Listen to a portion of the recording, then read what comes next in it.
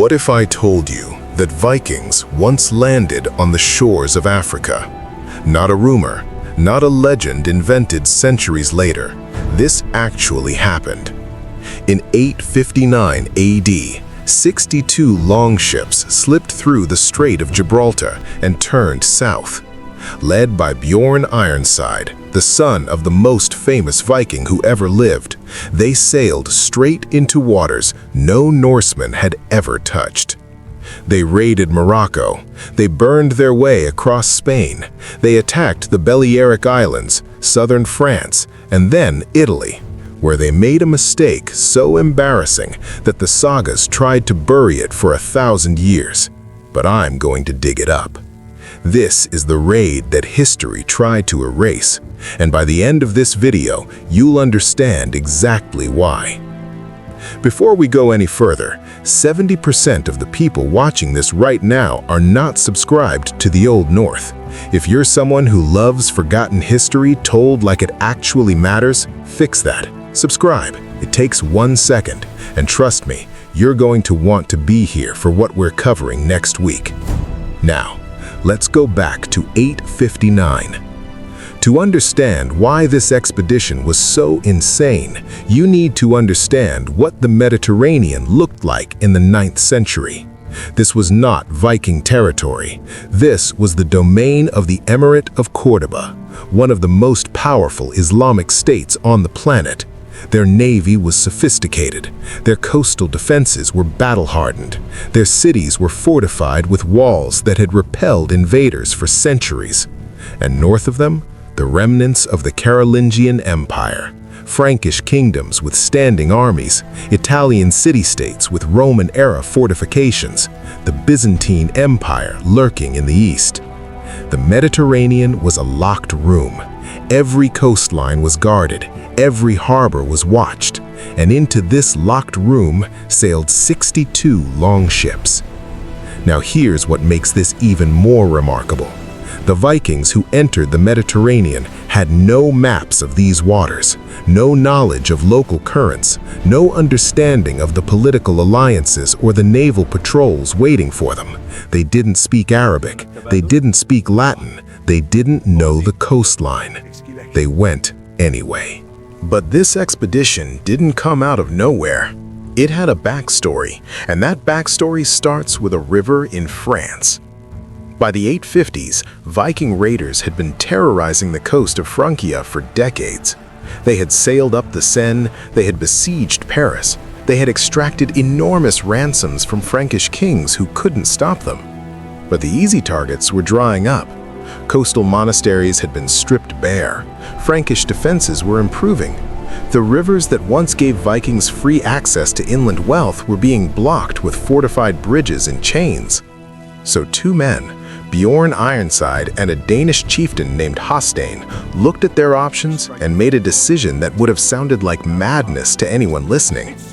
They decided to go south, past Spain, past Gibraltar, into a sea that no Viking fleet had ever entered. And what they did next would terrify 3 continents. The fleet departed from the Loire River, likely in the late spring of 859, when Atlantic currents would carry them southward along the Iberian coast. Their first target was the Kingdom of Asturias in northern Spain, a Christian kingdom poorly defended on its coastline. The Vikings struck fast, looted what they could, and kept moving south. Then came the moment that separates this raid from every other Viking expedition in history. They reached the Strait of Gibraltar, the ancient Pillars of Hercules, a narrow corridor of water where the Atlantic Ocean meets the Mediterranean Sea. For the ancient Greeks, this was the edge of the known world. For the Vikings, it was a doorway. They sailed through, and on the other side, they turned toward Africa. Islamic sources from this period describe what happened next. The 9th century historian Al-Yaqubi writes about raiders he calls the Majus, a term meaning fire worshippers, his word for northern pagans, attacking settlements along the Moroccan coast near present-day Essaouira. Think about that for a moment. Viking longships designed for the freezing waters of Scandinavia beached on the sands of North Africa. Norse warriors raised in a world of ice and pine forests, standing under a Moroccan sun. The cultural collision must have been staggering on both sides. But the Vikings didn't linger. They rarely did. After raiding the Moroccan coast, they swung northeast toward the Balearic Islands, Majorca, Menorca, and Ibiza. These islands were wealthy, poorly defended, and completely unprepared for Scandinavian raiders appearing from nowhere. Then they sailed to southern France, where they made camp and wintered for several months. This is important because it tells us something critical about the expedition. This wasn't a smash-and-grab raid. This was a planned, multi-year campaign. They brought supplies for extended operations. They established temporary bases. They rotated their crews. These were not mindless barbarians. These were military strategists executing a long-range operation across thousands of miles of hostile water. And then, in 860, they entered Italy. And that is where everything went sideways. But not in the way you'd expect. Here's where the story gets genuinely strange. According to the saga of Ragnar Lothbrok, Bjorn and Hásteinn had a target. Not just any target, the target. Rome, the eternal city, the spiritual capital of Christianity, the richest prize in the Western world. If they could sack Rome, they wouldn't just be legends, they would be legends. So when their fleet approached a city on the Italian coast and saw white marble columns, grand churches, and Roman-era architecture glowing in the Mediterranean sun, they believed they had found it. They hadn't. The city was almost certainly Luna, a small coastal town in Tuscany. Some historians argue it might have been Pisa. Either way, it was not Rome. Rome was over 250 kilometers inland. The Vikings had no way of knowing that.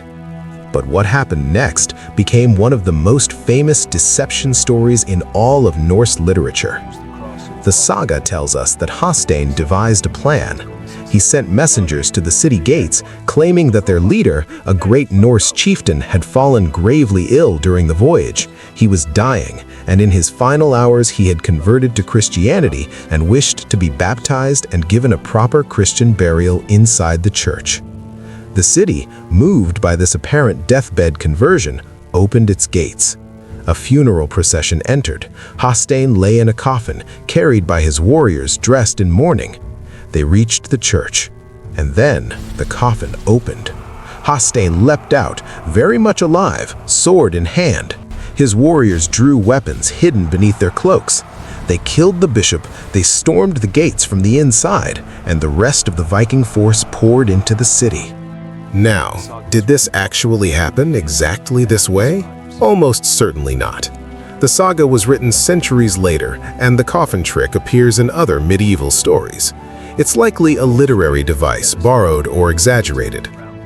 But here's what we know for certain. Italian chroniclers, specifically the Chronicon Salernitanum, confirm that Norse raiders attacked a city on the Tuscan coast around 860. The raid was real, the violence was real. The only question is how theatrical the entrance actually was.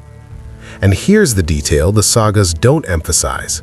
When Bjorn and Hásteinn realized the city they had just sacked was not Rome, the reaction was not celebration, it was fury. According to the saga, they were so enraged at the mistake that they nearly destroyed Luna entirely out of frustration.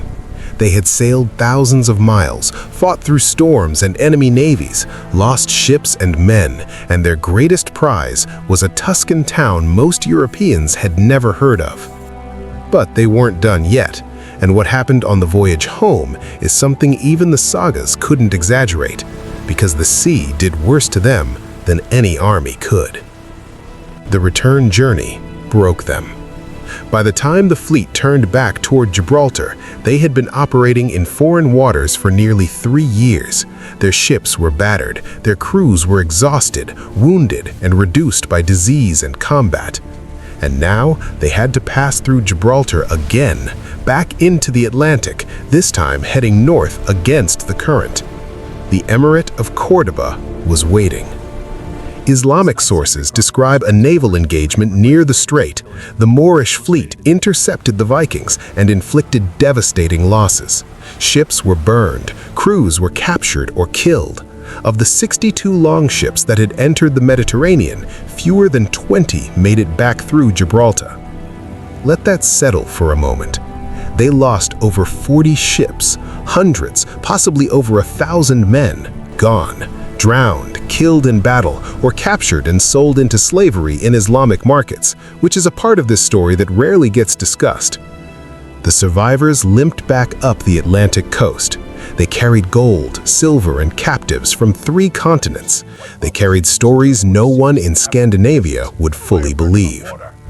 Björn Ironside would eventually become a king in Sweden, though the historical details of his later life are murky. Hásteinn continued raiding in Francia and possibly England for years afterward, his reputation enormous, but his greatest ambition, sacking Rome, forever unfulfilled. And the expedition itself? The 3-year multi-continental campaign that reached Africa, Spain, France, and Italy? It faded.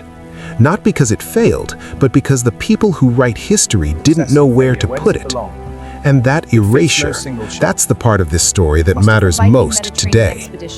Ask yourself this: why does every history student know about the raid on Lindisfarne in 739, a single attack on a single monastery, but almost no one knows about a 3-year expedition that reached 3 continents? The answer is uncomfortable. Lindisfarne fits the narrative. Northern barbarians attack helpless monks. It's simple. It's dramatic. It confirms everything we think we know about Vikings. Bjorn's Mediterranean expedition doesn't fit. It shows Vikings as long-range military planners. It shows them interacting with Islamic civilizations. It shows them navigating waters thousands of miles from home. It complicates the image of the mindless raider. And complicated stories get forgotten. Over 85,000 Islamic silver coins have been found in Scandinavian archaeological sites. 85,000! That's not occasional contact. That's a trade network spanning from Baghdad to the Baltic. But for centuries, mainstream history treated the Vikings as if they existed in isolation, as if they never looked south, never traded east, never sailed beyond the waters we expected them to sail. This expedition proves otherwise, and the fact that it was buried tells us something important, not just about the past, but about how we choose which stories survive and which ones disappear. In 859, 62 Viking ships sailed through Gibraltar and into a world that should have been impossible for them. They raided Morocco, they burned through Spain, they tricked their way into an Italian city they mistook for Rome. They fought the most powerful navy in the Western Mediterranean, and they paid for it with 2/3 of their fleet. It was reckless, it was brilliant, it was devastating.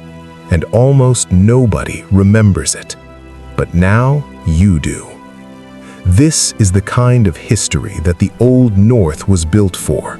The stories that didn't make the textbook.